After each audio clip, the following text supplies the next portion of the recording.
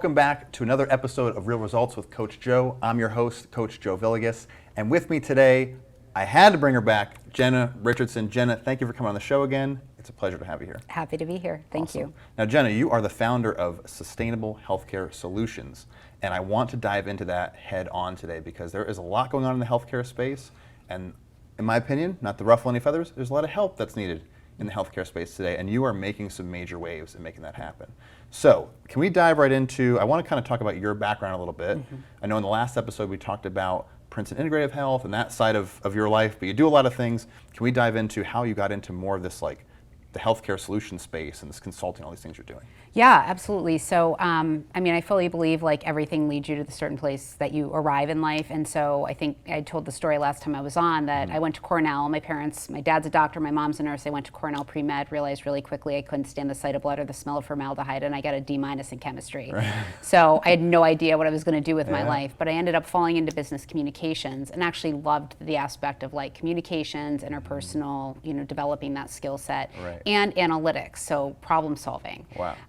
So went out into the world of international business and management consulting for somewhat, over a decade or so, and realized that I was helping businesses to get well and thinking about like how could that be applied to what my true passion was, which is helping people to get well. Right.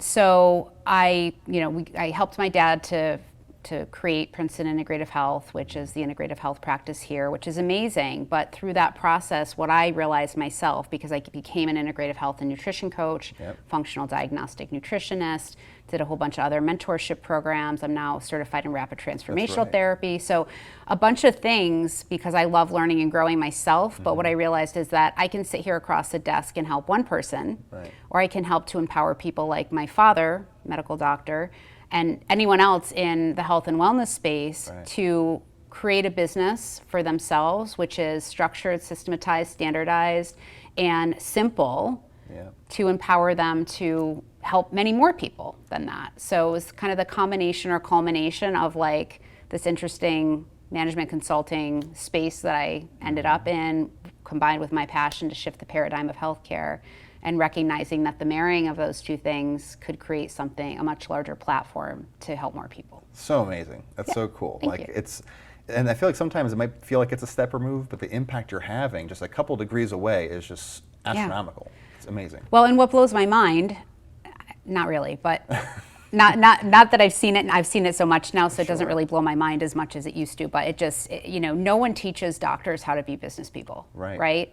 Doctors, massage therapists, physical therapists, chiropractors, like no one is, they go and they learn their clinical trait, their skill set.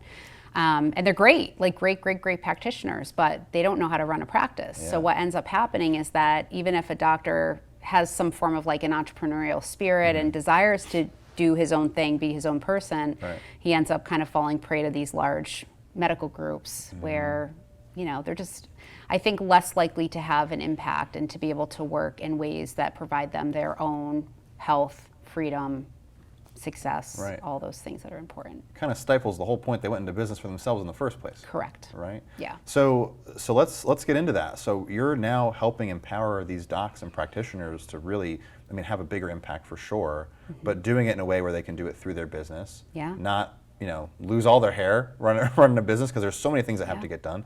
So where do you begin when you get with a practitioner? Like how do you even start that?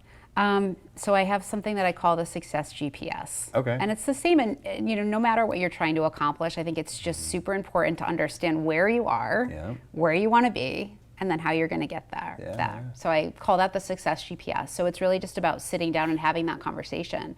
And I think what's been really eye-opening to me is you have people who, on the surface, appear that they're doing amazing things because they are, because they're like, they go into this profession to help people. They don't go into the profession to make money most often. They don't, it's not about them, it's about helping other people. So on the surface, you can walk into a practice and say, wow, this place is cranking. Like this person has 1,500 patients in their electronic health record system, active patients, right? But oftentimes what we see is when we peel back that onion that they're struggling themselves. Wow. They don't have any freedom, whether that's like health freedom, emotional freedom, geographic freedom, financial freedom. Oftentimes they're drowning. So it's taking a look at where they are, figuring out what their goals and desires are, and then how do we create an amazing future for them. Yeah, I mean you have to probably be like Wonder Woman to them, or like a total savior coming in and turning things around like that. I think I don't want to take that pressure of that. I don't think that that's the case, but sometimes it's just opening their eyes, and oftentimes they do recognize their challenges. Sure. And again, you're an entrepreneur.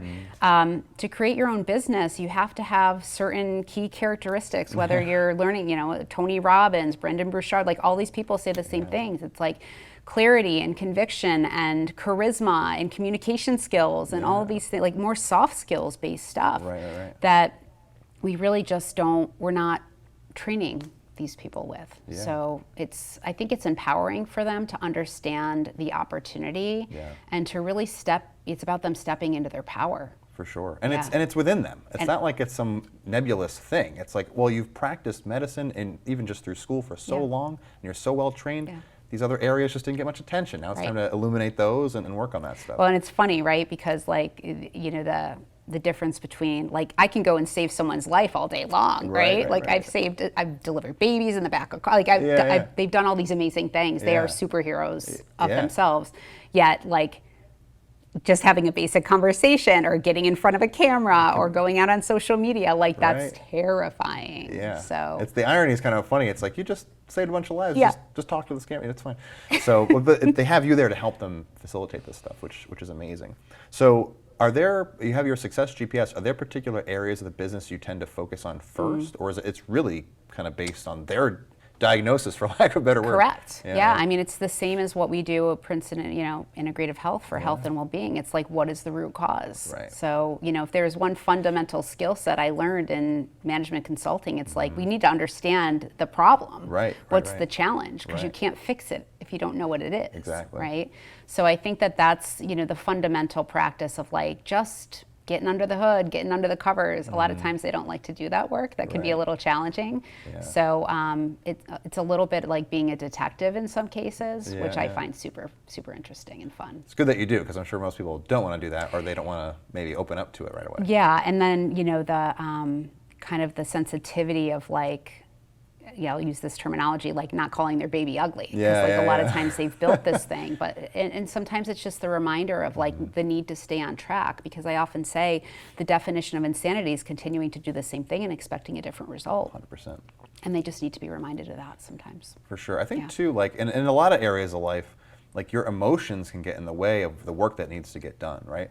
Like a lot of times, even like with your personal finances, like folks don't want to check their bank account because they're afraid what they're going to find. Or maybe they don't want to go to the doctor or step on the scale or whatever because they're afraid of what they're going to see. And that fear is like muting any progress they could be making. Where they have you come in and it's just an objective, view on things. And hey, let's lay this out and let's start tackling these things. And all of a sudden, next thing they know, they're that much closer to their goal, or they have some stress relief finally, or they're not so bogged down. And I think also just the burden of having to wear so many multiple hats, right? Like again, they're not trained to do. They're probably not super business minded, because it's kind of a different thought process, right? And then you throw them into the middle of this ocean and say, like, do all the things. I had a private client that I went to her office. She's in Midtown Manhattan. I was in her office the first day, and we're having our debrief or whatever. And like the front office person came in, and she's like, "Oh, doctor, we're out of toilet paper." And I was like, "What? Wait a minute. Why is she telling you that?" Yeah, right. She's like, "Because I ordered the toilet paper." I'm like, whoa, wait a minute. Right, what? Right. Okay, that's so different. Just more of that, like, I'm going to go all in. I'm going to do all the things, and sometimes it's just, again, it's like that eye-opening realization of like, no, we can outsource the ordering of the toilet paper. It'll be okay. At least. Yeah, paper right? towels is a different story, but toilet paper, we'll start there. But it's also super hard to have to work, in these cases, they're clinicians, so they're working in their practice. They have to. Right. Like, they're the product, right? Right, exactly. But then also the working on the practice, and that can be a challenge. I think that's like very different than a lot of like business models, right? Where usually, like, if you own an ice cream shop, like you don't necessarily have to scoop the ice cream. Correct. You can just hire somebody to do that, but you can't like outsource. I mean, I guess you could hire another doctor, but then you got to pay that other doctor. That's a whole another nightmare, right? So it's wild. It the whole is. thing is pretty nuts. So so let's talk about a little more like what are some things that you run into? So I'm sure there's probably some medical folks, we've had other practitioners on the show before that are tuning in. Like what are some common things you see when you come work with these folks? Yeah, I mean, some of it is just, it's personal, right? It's like not being confident with clarity. Okay. So general confidence levels, ability to communicate your own personal value, charisma, right? Like, you know, when you are in private practice, you need, it's just like what Zig Ziglar always like, you know, like, and trust, or like leads to trust, trust leads to relationship, relationship leads to buy. I always talk about the nasty S word because they don't like the thought of selling anything. Yes, It's yes, just, I've run into that as well. yeah. And then I think just creating more of like a systematized, structured approach to how they engage in patient care. And oftentimes that's actually scaling back from really kind of complex systems and processes, or even chaotic systems and processes, to implement something that's just a much more simplistic approach to how they engage. Right, and probably just more elegant. Yeah. Right, and how they're giving care to folks. It doesn't need to be complex, right? So instead of 1,500 patients, maybe you have 300, right? And the quality of care and maybe the program structure or therapeutic treatment structure just shifts slightly. And that can make an absolute world of difference. Now, is that a tough, we always analogize, tough pill to swallow? When you go in there and say, hey, you've got 5 times the amount of people you actually need. Like in their mind, is that tough to say? Like, oh, I have to cut down to 300? Like, what, you know? Yes. Just a straightforward yes. You know, I always warn people that I'm an Italian girl from New York, so I'm a super straight shooter. So before I engage with anybody, I'm like, disclaimer. I'm just going to put it all out there, right? There's no like sugarcoating anything. So sometimes I will also step in as like a fractional CEO and have some of those challenging conversations. Because again, I think it's virtually impossible for one person to do it all. But yeah, it's challenging. I think so many of these practitioners, whether they're doctors or physical therapists or massage, like they're so heart-centered again. So they're always putting other people before themselves. And the challenge about that is like you can't fill anybody else's cup if your cup is empty. 100%. So, you know, there's that fine line or that balance that they have to be able to appreciate and implement. No doubt. We've run into that with Paragon. So we have a number of docs that we consult with and help as well. And selling really tends to be like the main thing that they have a lot of trouble with. Like, I don't want to seem, you know, slimy or anything like that. And it's like, you're not. You're helping this person. You don't have to necessarily have them buy anything. Just help them make a decision. Like, get them where they need to go. And if that's not at your practice, that's okay. But 9 times out of 10, they need what you're doing. So let's, you know, at least talk to them and have that conversation. Give them a choice. Give them a choice, exactly, and let them make that decision for themselves. Inform them. And what's funny is, after like anything else, like people tend to not like things they're not good at. And if they just do it a few times, they're like, oh, I'm just talking about things I already do every day. Exactly. And then they're fine after that. To your point, and sometimes it's just as simple as like scripting some of those conversations. It's like things you're saying anyway, but let's put it into a framework that makes sense. Exactly. So we're obviously touching a lot of good stuff. We're going to take a quick break here, but when we come back, I definitely want to dive into this effect on the patient experience for sure. So we'll get to that after this short break from our sponsors. It's guaranteed for 3 years. We're sitting on a sign here! Switch and get Welcome Unlimited for $25 a line. Guaranteed for 3 years. Verizon. Have you heard? Join me, Heather Darling, weekly for a different spin on politics, business, law, and other key issues you will not want to miss right here on RVN TV.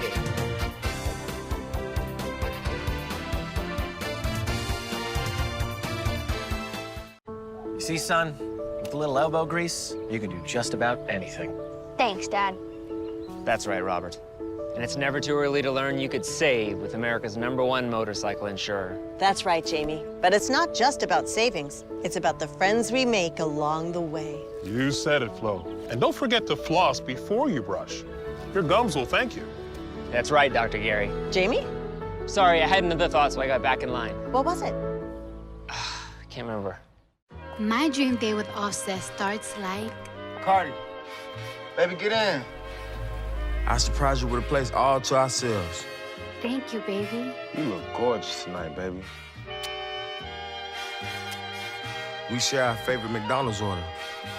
And we start with a cheers. Let's eat. The Cardi B. An Offset meal. Ba-da-ba-ba-ba.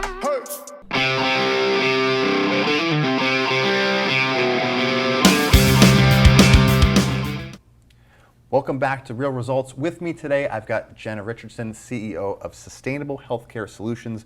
Jenna, we just left off with a great conversation about the work you're doing to help docs and practitioners basically almost do like a practice turnaround, kind of like a restaurant turnaround, so to speak. Yeah. But there's a reason that docs are out doing their own thing nowadays, and in my opinion, probably stems from the healthcare system itself.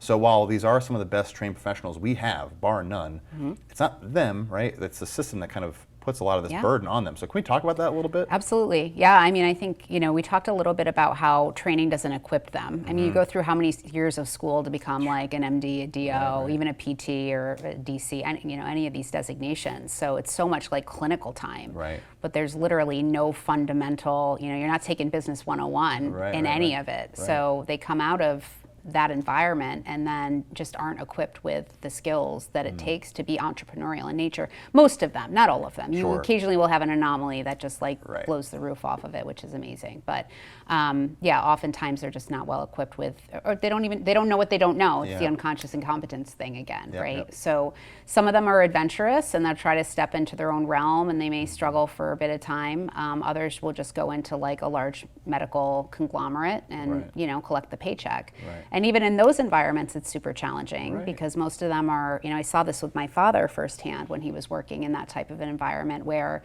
they're paid on productivity, so they have to see so many patients in an hour. Oh my gosh. I think the average visit for a doctor is like 7 minutes in the United States. That's unbelievable. Which, I mean, how do you even have any dialogue or any conversation around what's actually happening and how to improve it in that time frame? So their hands are tied. So it's not, it's not. It's the challenge of the physician because ultimately they're getting burnout. I remember my dad being on his computer late into the wee hours after putting in a however long day doing charts and trying to get up to speed.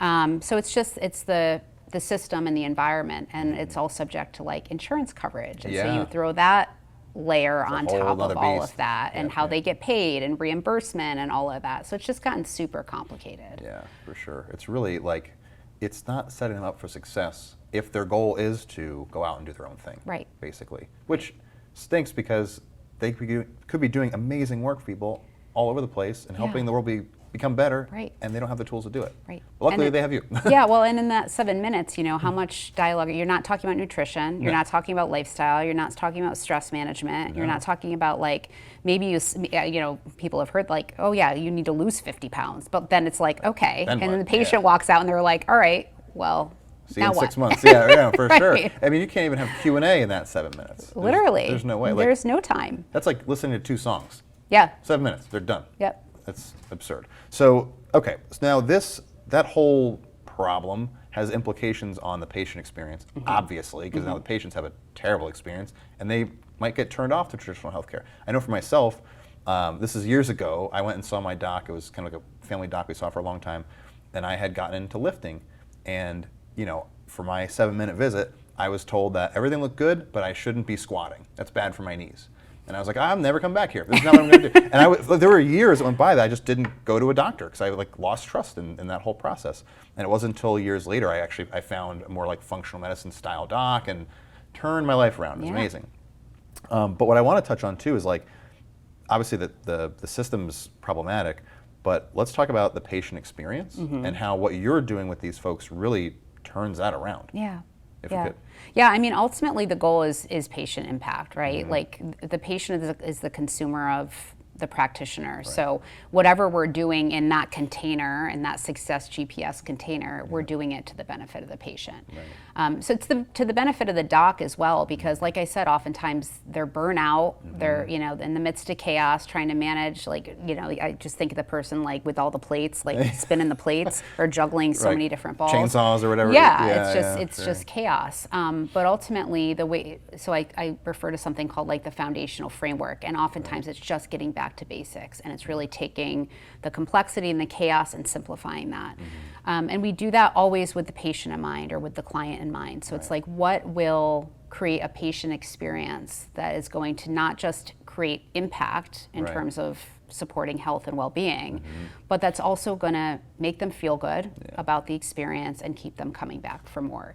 Now, the goal is not to keep the patient sick, it's to actually coach the patient back to health and well-being, but you create relationships with people that last a lifetime, and life is dynamic. So just because I'm feeling good today doesn't mean I'm feeling good 6 months from now, right? Exactly. Things happen, so that's an important piece of it too. Yeah, and I love that. I think it's amazing, like to have that trusted advisor almost, right? Where like you're saying, someone might not feel physically well today, they go see their doc and now they're better, but maybe in a year they're stressed out because of work. Well, now they can come back because that doc's there for them and they have a holistic approach, et cetera, et cetera. So it all kind of trickles down into covering, we talked about previously that wheel of life and kind of filling up all those areas, which was a part of Princeton Integrative Health and how you do that. Yeah. So, okay, so we got covering a lot of stuff, which is like really amazing. So you're flipping all this stuff around, which is really cool. Can we talk a little bit more about like that transition of, okay, now you're working with a doc, we want to turn this patient experience around. How do you begin implementing some of this stuff? Yeah, I mean, it's again, it's looking under the covers or under the hood, which is not always the easiest thing to do. But we're looking at people, processes, technology, platforms, evaluating kind of their comfort level with who they are, are they clear around the value that they're bringing to the table. Sometimes, as you reference, it's like money mindset, right? Like I'm always saying, you can't help other people if you're not helping yourself, and how do you continue to do the good work that you do? So it's almost that wheel of life, but it's like the wheel of their practice, I guess, where we're kind of assessing and evaluating what's working, what's not working, and then opportunities for improvement. It's really that simple.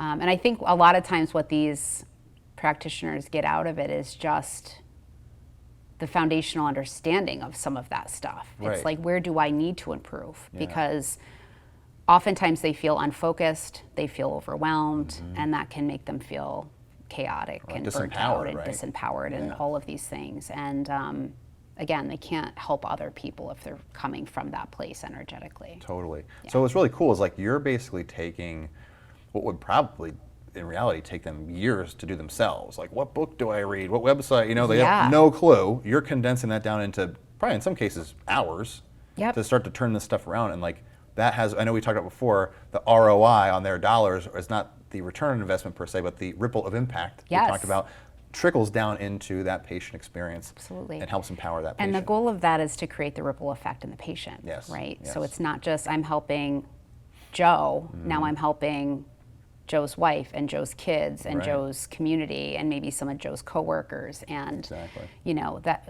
it's ultimately it's just creating that opportunity for empowering multiple people down that line. It's exponential. Yeah, absolutely. It's amazing. And I think what's also cool too is like you touched on this before, is it increases that patient retention.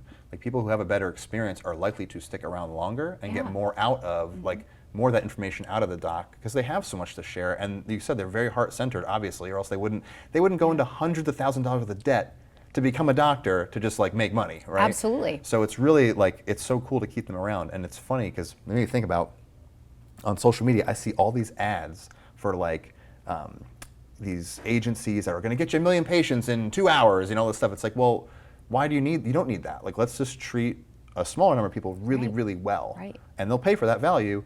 But the impact is well beyond treating 1,000 people poorly for 7 minutes at a time. And we talk a lot about that, like who are you looking to energetically attract, right? I want to work with patients who want to work with me, who actually are, their goal is to get, truly like achieve optimal health and well-being. I think oftentimes that's more of like a weed out process. You don't need 1,500, maybe you need 300, you need 500, and they need to be good, high quality relationships, just like anything else.